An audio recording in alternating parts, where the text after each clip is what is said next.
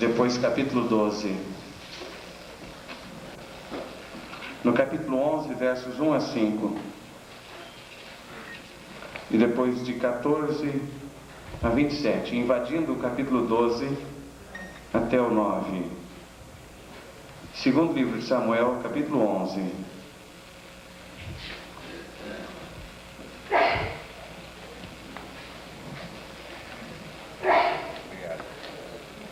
Talvez esta seja a página mais escura e vergonhosa da vida de Davi, o rei de Israel. Mas certamente, quando nós observamos essa página triste, sombria da vida de Davi, somos colocados diante de alguma coisa que deve, no mínimo, nos trazer a uma profunda reflexão. Davi comete um adultério e um homicídio. Tendo decorrido um ano, no tempo em que os reis saem à guerra, Davi enviou Joabe e com ele os seus servos e todo Israel. E eles destruíram os amonitas e sitiaram a Rabá. Porém Davi ficou em Jerusalém, que seja ferido e morra. Enquanto Joabe sitiava a cidade, pôs Urias no lugar onde sabia que havia homens valentes. Quando os homens da cidade saíram e pelejaram contra Joabe, caíram alguns do povo, isto é, do dizer a Davi tudo o que sucedera na peleja.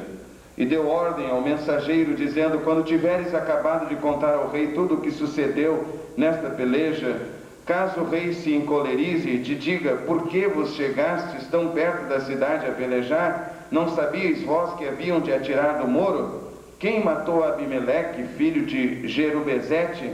Não foi uma mulher que lançou sobre ele, do alto do muro, a pedra superior de um moinho, de modo que morreu em Tebes? Por que chegastes tão perto do muro? Então dirás: também morreu teu servo Urias, o heteu. Partiu, pois, o mensageiro, e tendo chegado, referiu a Davi tudo o que Joabe lhe ordenara. Disse o mensageiro a Davi: os homens ganharam uma vantagem sobre nós, e saíram contra nós ao campo, porém nós os repelimos até a entrada da porta. Então os flecheiros atiraram contra os teus servos desde o alto do muro, e morreram alguns servos do rei, e também morreu o teu servo Urias, o heteu. Disse Davi ao mensageiro: assim dirás a Joabe: não te preocupes com isso, pois a espada tanto devora este como aquele. Aperta a tua peleja contra a cidade e a derrota, encoraja-o tu assim.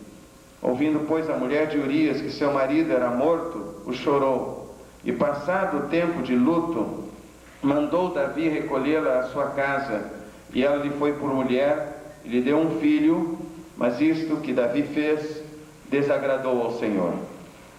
O Senhor, pois, enviou Natã, mas o pobre não tinha coisa alguma, senão uma pequena cordeira que comprara e criara. Ela crescera em companhia dele e de seus filhos. Do seu bocado comia, do seu copo bebia, e dormia em seu regaço, e ele a tinha como filha. Chegou um viajante à casa do rico, e este, não querendo tomar das suas ovelhas e do seu gado para guisar para o viajante que viera a ele, tomou a cordeira do pobre e a preparou para o seu hóspede. Então a ira de Davi se acendeu em grande maneira contra aquele homem. E disse a Natã: vive o Senhor, que digno de morte é o homem que fez isto. Pela cordeira restituirá o quádruplo, porque fez tal coisa e não teve compaixão. Então disse Natã a Davi: esse homem és tu.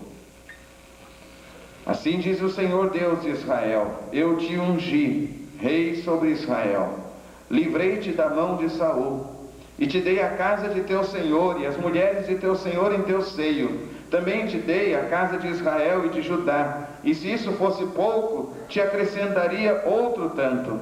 Por que desprezaste a palavra do Senhor, fazendo o mal diante de seus olhos? A Urias, o heteu, mataste a espada, e a sua mulher tomaste para ser tua mulher. Sim, a ele mataste com a espada dos amonitas. Por quê? desprezaste a palavra do Senhor, fazendo o mal diante de seus olhos. Ontem à noite, falei sobre explosivos, que no centro de processamento de dados do inferno, são planejados para serem colocados em pontos estratégicos das nossas vidas. E falei sobre o quanto devemos estar vigilantes para não permitir que esses explosivos de fato se alojem lá. Falei de um trabalho muitas vezes demorado, insistente, teimoso do diabo, que frequentemente culmina com apenas o aperto de um botão, e em 5 segundos tudo vem abaixo. Hoje quero dar continuidade a essa reflexão, e a afirmação é esta: nenhuma queda é um fato isolado. Ninguém cai de uma hora para outra. De fato, o que acontece é que certas posturas que nós assumimos viabilizam a nossa queda.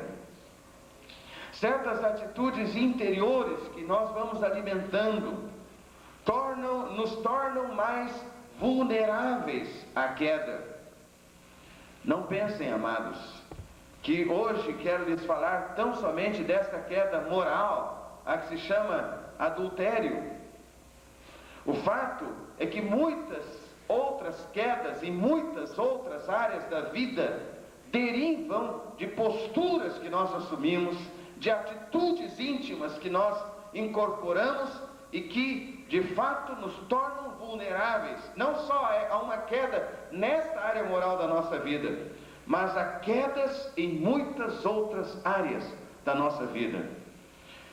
Não encontrei outro texto. Resisti diante do Senhor. Achava eu que esse texto não tinha a ver com o tema desse retiro, mas não tive alternativa.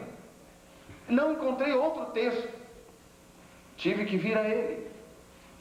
Creio que esse texto das Sagradas Escrituras nos mostra algumas coisas. Decidi que hoje compartilharíamos sobre isto: equívocos fatais. Equívocos fatais. Davi, o rei de Israel, cometeu alguns equívocos fatais.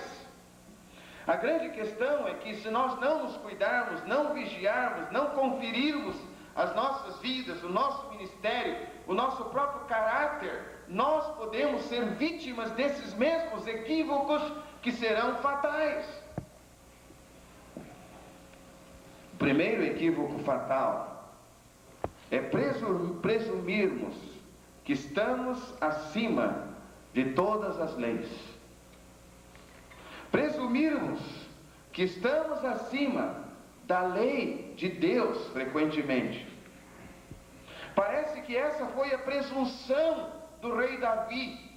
Ele era o rei, ele tinha todo o poder nas mãos, podia manipular as coisas para que elas acontecessem de acordo com o que fosse melhor para ele na sua compreensão. E parece que essa é uma das grandes tentações do poder.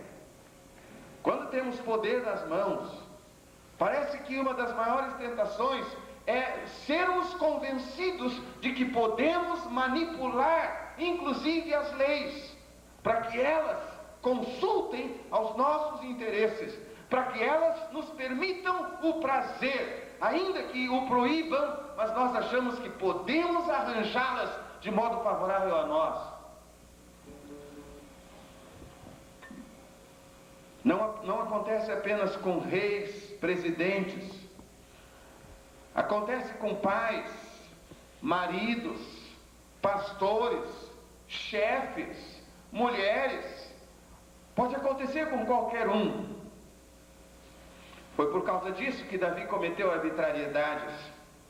Ele achou que podia manipular as coisas, no sentido de que elas fossem torcidas a seu favor. Ele planejou logo: essa mulher eu a quero. fazer as coisas de tal modo que eu possa tê-lo de uma maneira legal. Vou planejar de tal modo que eu possa tê-la e não venha a ser pego numa questão jurídica. E assim ele planejou tudo.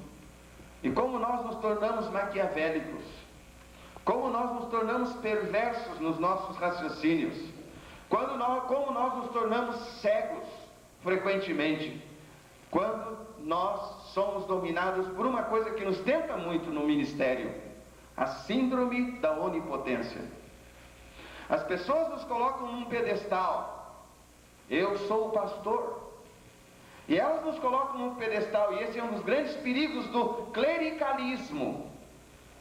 E elas nos colocam lá em cima, e nós fazemos de conta que estamos constrangidos, e de alguma maneira tentamos traduzir a impressão de humildade. Mas no fundo nós gostamos disso. Faz bem para o nosso ego, nos dá segurança, nos dá a sensação de que somos insubstituíveis. Nos dá a sensação de que, de fato, nós somos indispensáveis. E daqui a pouco nós nos enredamos no laço desse tipo de raciocínio. Nós achamos que somos onipotentes. Achamos que de fato temos que resolver todos os problemas de toda a igreja. Todo mundo vai a gente. Todos os cultos temos que ser nós os pregadores. As pessoas dizem, pastor, se não for o senhor, não vai ter graça, a coisa não vai, o povo não vai.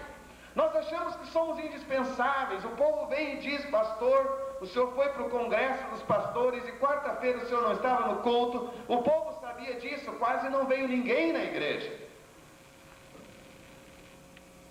E no fundo, a gente parece que começa a ser tentado a gostar disso. Isso nos dá uma sensação de segurança que parece que a gente precisa dela. E nós começamos a ser invadidos e dominados por esse complexo de onipotência, por esta síndrome de onipotência. E de alguma maneira, somos tentados a achar que nós podemos fazer as coisas convergirem para os nossos interesses. Em presença, começamos a correr de um lado para o outro. Nós nos ocupamos em atender as expectativas das pessoas. Achamos que somos nós que temos que estar em todos os lugares. Será que isso nos faz bem? Ou será que nos faz mal? Será que isso de fato nos sustenta? Ou será que isso, no fundo, nos predispõe e nos torna vulneráveis a cairmos, e não só numa área que se qualificaria como moral, mas em muitos outros aspectos da nossa vida? Somos tentados ao autoritarismo por causa disso. Somos tentados ao orgulho, à jactância, à presunção por causa disso. Se vai haver avivamento, e eu creio que vai, nós, os pastores e líderes, precisamos ser quebrantados. Precisamos desistir desse sentimento, dessa sensação de onipotência.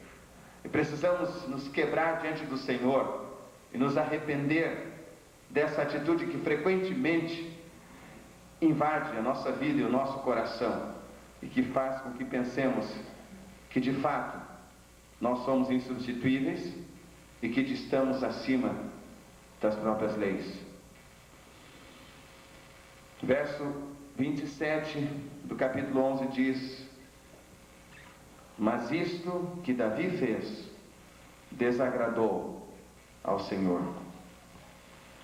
O segundo equívoco fatal que nos ameaça é o equívoco de acharmos que podemos brincar com as fragilidades do nosso caráter.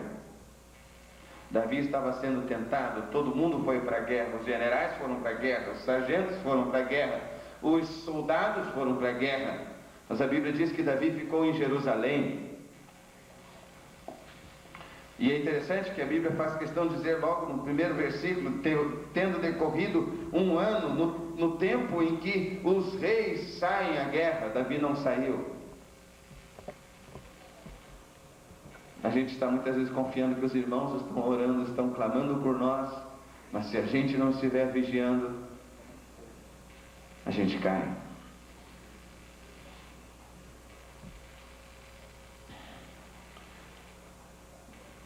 Acharmos que podemos brincar com as fragilidades do nosso caráter, como brincar com fogo. Tenha o Senhor misericórdia de nós. Davi subiu lá no terraço da sua casa e ele ficou olhando. Ele viu aquela mulher e ele foi tentado. E tudo começou assim, porque ele não levou a sério as suas fragilidades. Agora eu lhes pergunto, amados, quem de nós não tem as suas fragilidades? O apóstolo Paulo, escrevendo aos Coríntios, vai dizer: aquele que está em pé, olhe, não caia. Eu digo com toda sinceridade para vocês que eu estremeço quando tenho de tratar dessas coisas, porque todos nós temos as nossas fragilidades. A palavra do Senhor é esta: aquele que está em pé, olhe, não caia. Estive em Amsterdã em 86, naquele congresso da Cruzada Billy Graham, para evangelistas, e Amsterdã tem uma das mais sofisticadas e mais baixas zonas de meretrício do mundo. E ali ouvi um missionário de Jocum, Jovens com uma Missão, chamado Floyd McClelland. E aquele missionário trabalha com a sua esposa, ele tem 2 filhas ou 3, não recordo agora, mas ele trabalha como missionário na zona de meretrício de Amsterdã. E quando ele deu o seu testemunho, ele fez lá um dos seminários, ele disse: se você tem uma fragilidade do caráter, esta é uma área onde você corre risco muito sério. E ele estava dizendo: para que alguém possa trabalhar aqui, é preciso estar fortalecendo o seu caráter. A grande questão nossa é caráter. E ele dizia de quanto é tentado. E se você tem uma fragilidade, você se torna muito vulnerável. Eu penso que nós, como pastores, temos que estar conferindo a nossa vida e temos que estar clamando ao Senhor: Senhor, mostra as áreas onde eu sou frágil. E Senhor, não me permitas que eu me equivoque, que eu me engane pensando que eu posso brincar com essas áreas da minha vida, porque Senhor, eu sei que sou frágil nessas áreas. Tem misericórdia de mim para que eu não vacile nelas, para que eu não me exponha. É uma historieta muito simples. Provavelmente a maior parte de vocês lembra, mas é dos homens que estavam buscando emprego como cocheiros para um nobre da corte. E o nobre estava precisando de um cocheiro, mandou publicar um edital para que aqueles que quisessem se candidatar viessem fazer o teste. E então o primeiro veio e tinha que dar demonstrações àquele homem, pretendente a empregador, de que ele era hábil. E ele pegou aquela diligência, aquela carruagem, e ele conduziu os cavalos bem na beirada do precipício, para mostrar que ele era hábil. E aí então veio o outro. Ele não estava tão preocupado em mostrar que era hábil. Ele passou bem longe do precipício. E vocês sabem, conhecem a história e sabem qual foi dos 2 que aquele nobre contratou. Exatamente aquele que não estava preocupado em demonstrar habilidade. Muitas vezes nós nos aproximamos muito do fogo, nós nos arriscamos demais, nós nos expomos demais, e nós temos que clamar ao Senhor para que nos livre desta aproximação e nos livre deste equívoco de brincarmos com as fragilidades do nosso caráter. Terceiro,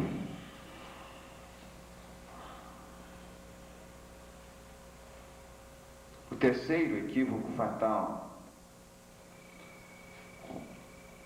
é pensarmos que o pecado seja algo cujas consequências nós possamos contornar. Frequentemente nós somos iludidos por Satanás nesse sentido.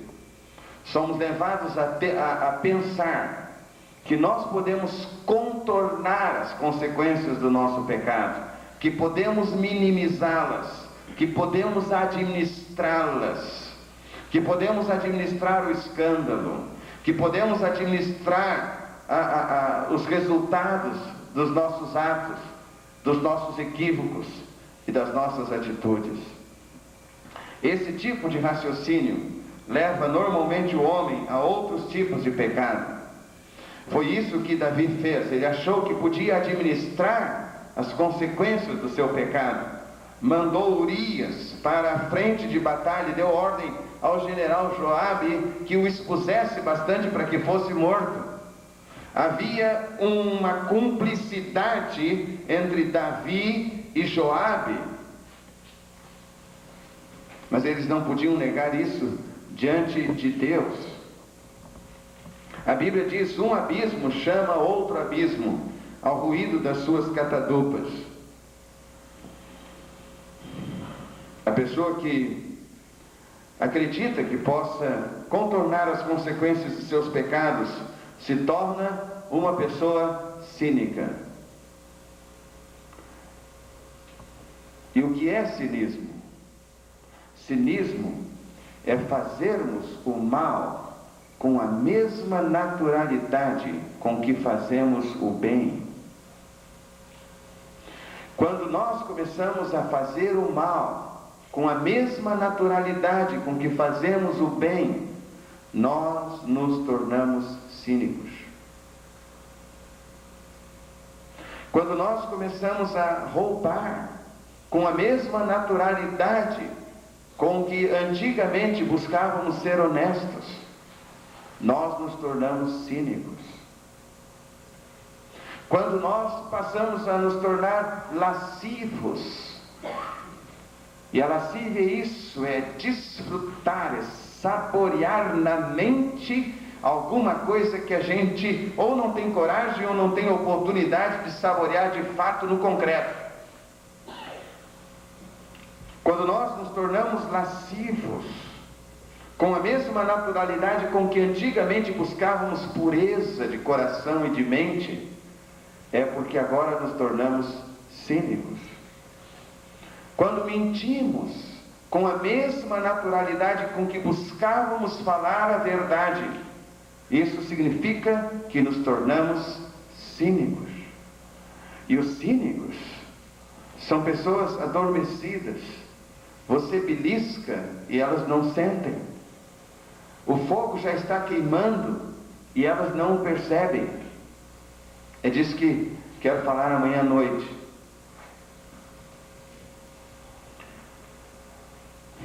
Achamos desculpas, justificativas para o pecado.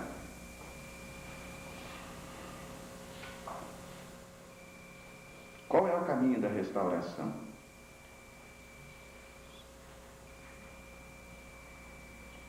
Primeiro, não há atalhos. Simplesmente não há atalhos. Só há um caminho.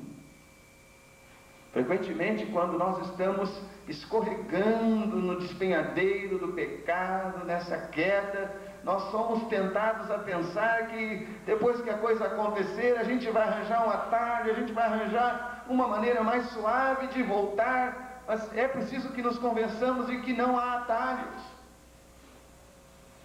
Não há uma maneira mais amena de voltar. Vamos ter que enfrentar as realidades, vamos ter que enfrentar as consequências. O único caminho é o arrependimento. Não há outra saída honrosa para o pecado senão arrependimento. Arrependimento. Não há outra saída honrosa para o pecado. Esconder a coisa não vai resolver.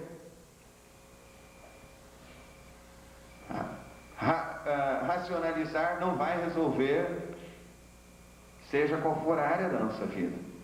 E eu quero repetir que hoje à noite não estou falando apenas de questões de adultério, de questões morais. Eu estou falando que quando nós cultivamos esses tipos de atitudes, nós estamos cultivando uma ambientação propícia a quedas em todas as áreas da nossa vida. Onipotência, o pensarmos que podemos manipular as leis, e muitas vezes as próprias leis de Deus, a nosso favor, não é? O pensarmos que podemos contornar as coisas e que podemos também amenizar as consequências dos nossos atos, são atitudes e posturas que nos predispõem a uma queda vergonhosa. Segundo, primeiro, não há atalhos, sempre terá de passar pelo arrependimento a restauração. Segundo, é preciso deixar Deus tratar com toda a verdade da nossa vida. Os Salmos 32 e 51 expressam muito bem isso. Enquanto Davi não se arrependeu, ele não permitiu que Deus tratasse com a verdade, enquanto ele não se confrontou com a verdade para reconhecer de fato isso tudo, não foi uma coisa legítima. Ele podia dizer, mas a mulher ficou viúva, eu me casei e consertei tudo, ela ficou viúva. Mas essa não era a questão. Ele precisava enfrentar a realidade. Contra ti somente pequei e fiz o que era mal aos teus olhos. Enquanto eu calei o meu pecado, envelheci, os meus ossos envelheceram. Mas quando eu confessei, eu fui perdoado. Portanto, bem-aventurado todo aquele cuja transgressão é perdoada e cujo pecado é coberto. A mulher foi a Jesus. Há 12 anos ela padecia de uma hemorragia. Havia ido a todos os médicos, havia ido a todas as clínicas, havia gasto todo o seu dinheiro com remédios. Nada resolveu. Ela disse, vou lá e apenas vou tocar nas vestes de Jesus e vou ser curada. Ela foi, tocou nas vestes de Jesus, foi curada da sua hemorragia. Mas Deus queria fazer muito mais na sua vida. Deus está querendo fazer muito mais do que coisa superficial. E frequentemente nós estamos só buscando um tratamento epidérmico, superficial, de casca. Na realidade a gente fica contente apenas em que se passe um verniz novo. Isso a religião faz. Mas a gente precisa mais do que isso. A gente precisa ser tratado lá dentro, ainda que machuque, ainda que rasgue. E a gente vai fazer cara feia, mas Deus vai estar tratando da ferida, vai rasgar, vai raspar aquele negócio, vai espremer o pus lá de dentro. E a gente vai fazer cara feia, e Deus não vai estar nem aí para a sua cara feia, porque Deus é como esse médico magnífico que quer na realidade curar. Ele não vai nem dar bola para a sua cara feia, ele quer tratar da sua vida. E a gente precisa ser tratado lá no fundo, lá no caráter, não é na casca, não é no verniz, não é na superficialidade, não é na epiderme. A gente precisa ser sacudido por Deus, é isso. E se vai haver avivamento, vai começar por isso, em que nós sejamos tratados profundamente por Deus. É disso que precisamos. Tenha o Senhor misericórdia de nós, porque precisamos desesperadamente disso.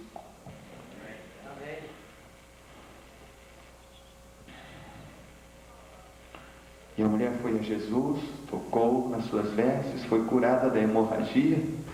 E quando ela já ia embora, o Senhor olhou ao redor. Quem foi que me tocou? Mas todo mundo está se tocando, Senhor. Alguém me tocou, saiu de mim virtude. E a mulher ficou sem jeito. Está lá em Marcos 5, 25 em diante.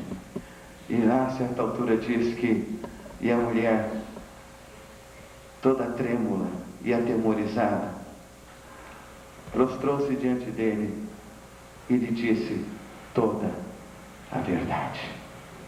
Amém? E foi aí que o Senhor pôde tratar dela. Gente, a gente está precisando ficar trêmulo e atemorizado diante da glória de Deus, diante da santidade de Deus.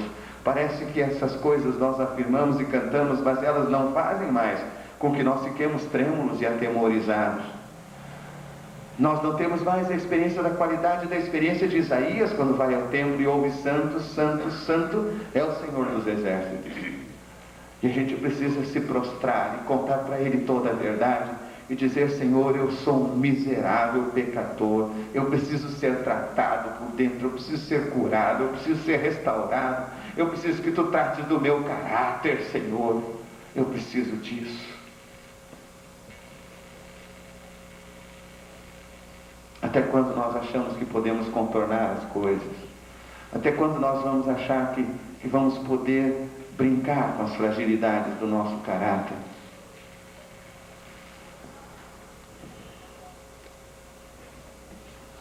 Terceiro, é preciso abandonar todas as suas alegações e depender apenas da graça de Deus. Uma das coisas mais magníficas do Evangelho, eu chego a pensar que seja a mais magnífica doutrina do Evangelho, é a doutrina da graça. Eu fui curado pela graça de Deus. Eu já era crente em Jesus, já era pastor, mas vivia acusado pelos meus pecados da adolescência, pelos meus pecados antigos, e por outros que eu praticara, mesmo depois de ser pastor, e vivia sendo acusado. Eu falava da graça, eu cantava a maravilhosa graça, eu cantava: a Tua graça é melhor que a vida. Eu pronunciava a bênção sobre o povo, a graça de Jesus. Muitas vezes saudava as pessoas: graça e paz. E sim, eu pensava que conhecia a graça, mas eu ainda não havia experimentado toda a plenitude da graça de Deus em minha vida. E eu creio que era só por um motivo, é porque eu ainda tinha tantas desculpas, tantas alegações, tanta racionalização, eu ainda tinha tantos argumentos. E sabem, meus senhores, enquanto a gente não desiste de todas as alegações, enquanto a gente não rasga currículo, a gente não rasga tudo que fez, todas as nossas obras, enquanto a gente não rasga tudo e não joga fora tudo que dependa da gente, a gente não chegou ainda a conhecer o que é graça. Porque graça é intervenção soberana de Deus, de cima para baixo, sim, que não depende em nada de nós, senão disso, de dependermos dela. E como nós precisamos da graça. E quando eu disse: Senhor, eu não vou levantar mais nenhuma alegação para tentar me justificar, eu não vou tentar mais encontrar mais nenhuma desculpa para os meus pecados, eu não vou mais ficar aqui nesse emaranhado de psicologismos e de coisas que tais. E eu fui muito ajudado quando li David Simmons, O Poder Curador da Graça. Eu disse: Senhor, eu abro mão de tudo, eu não quero mais saber de nada, eu só quero saber de uma coisa: eu preciso de uma intervenção soberana Tua na minha vida. Me restaura, me perdoa, me absolve, só por causa disso, do sangue de Jesus derramado na cruz. E alguém diz: mas isso é mensagem evangelística elementar. É verdade, a gente prega isso 30, 40, 50 anos. Mas a gente acha que isso é só para gente que ainda não se converteu ainda. Isso é coisa para a gente vivenciar o resto da vida. O resto da vida. E até como pastor, e principalmente como pastor. E como a gente precisa dessa intervenção da graça de Deus. E ela só acontece de modo pleno quando a gente desiste de todas as alegações, de todas as desculpas, de todos os argumentos, de todos os currículos, e a gente diz: eu só dependo da Tua graça. Me restaura, me muda, me transforma, me quebranta. Eu preciso disso. E foi aí que Deus interveio na vida de Davi. Finalmente. O quarto passo no caminho da restauração chama-se amputação radical. É assim que Jay Adams a chama. Quando o Senhor Jesus, no Sermão da Montanha, diz: se o teu olho direito te faz pecar, arranca-o, lança-o de ti. O que te é melhor entrares no reino dos céus sem um olho, do que com os dois seres lançado no inferno. Se a tua mão direita te faz pecar, corta-a e lança-a de ti. Porque te é melhor que entres no reino dos céus sem esta mão, do que com as duas todo o teu corpo seja lançado no inferno. O que é essa amputação radical? A grande questão é que frequentemente nós não chegamos a entender que as soluções de Deus sempre são radicais. Perry Ellis, num livrinho pequenininho assim, há muito tempo atrás, lembram de Perry Ellis? Ele escreveu alguma coisa interessante. Ele disse: o meu irmão me ensinou uma coisa quando teve câncer, é que pecado e câncer só tem um jeito: arrancar com raízes e tudo. Isso rasga, arrebenta, machuca, sangra, mas tem que ser. Não tem outro jeito. Não tem outro jeito. Deus é radical.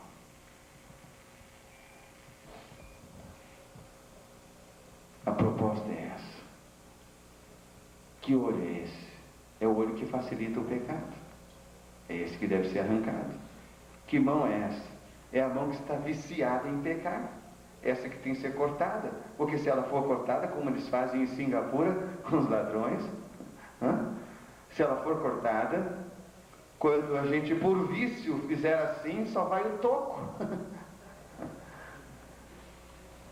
E muitas vezes, essa mão que precisa ser cortada nessa amputação radical é uma fotografia daquela pessoa com a qual a gente mantinha uma aproximação adúltera.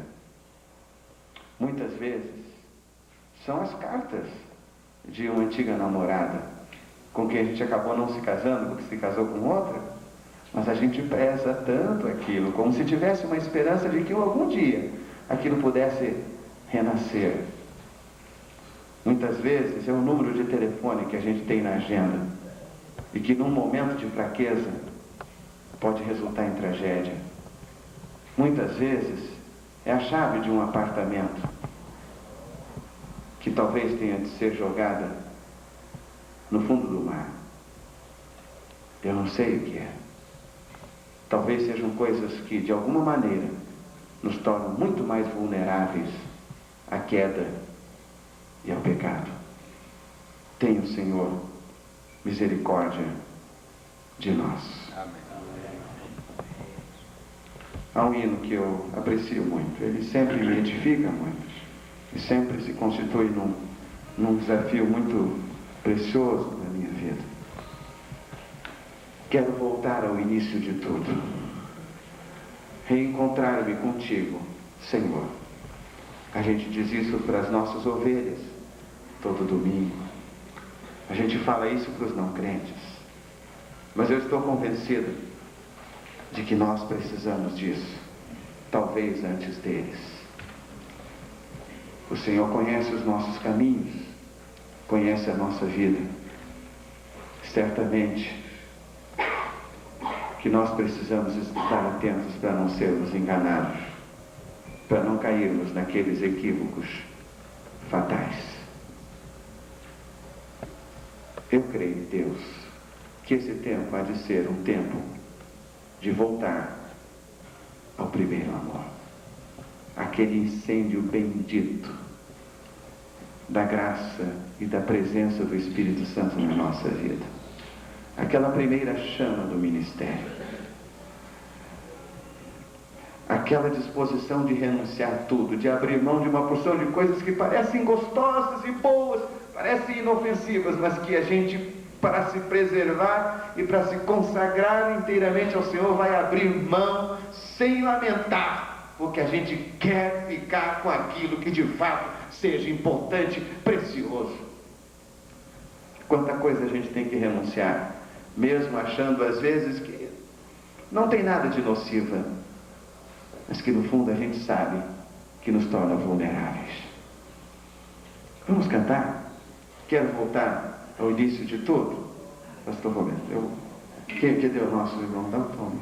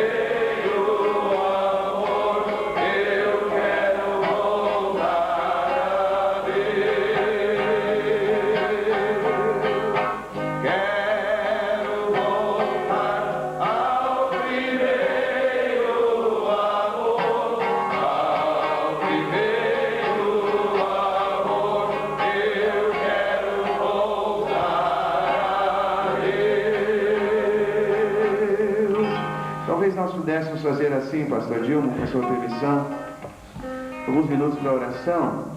Talvez aí mesmo nos seus lugares, alguns irmãos queiram dizer uma frase. Talvez não sejam orações muito elaboradas. Dizer uma frase.